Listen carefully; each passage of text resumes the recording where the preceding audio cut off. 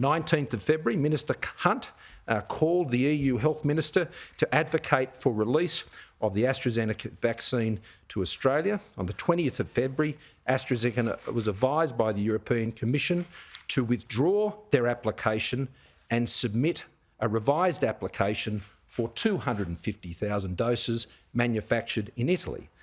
Same day, I had a discussion with Ursula von der Leyen from the European Union to discuss vaccine supply. In that discussion, this was the discussion over 500,000 vaccines, which I was advised would not be approved, that they needed more time and to create some time for them to consider these issues further.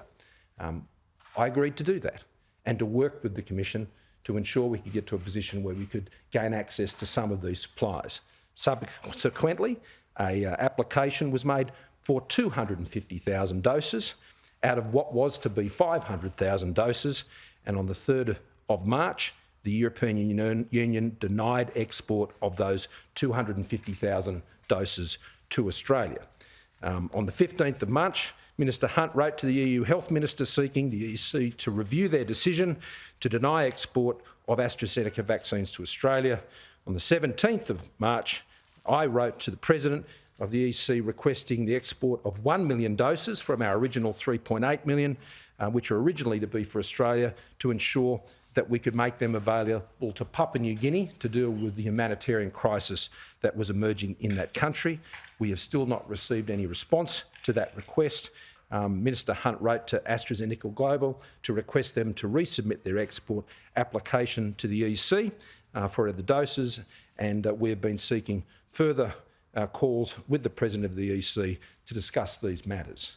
Now, I'm pleased to hear that the European Union overnight has indicated that they are not seeking to restrict these vaccines to Australia.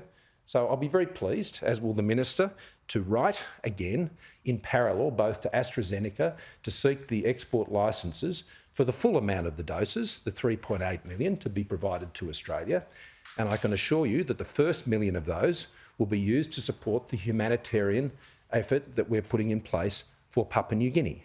So if it is indeed the position of the European Union that they are happy for these export licences to be granted and that 3.8 million doses to come to Australia, then we would encourage them to do that in response to our request to ensure that we can do two things.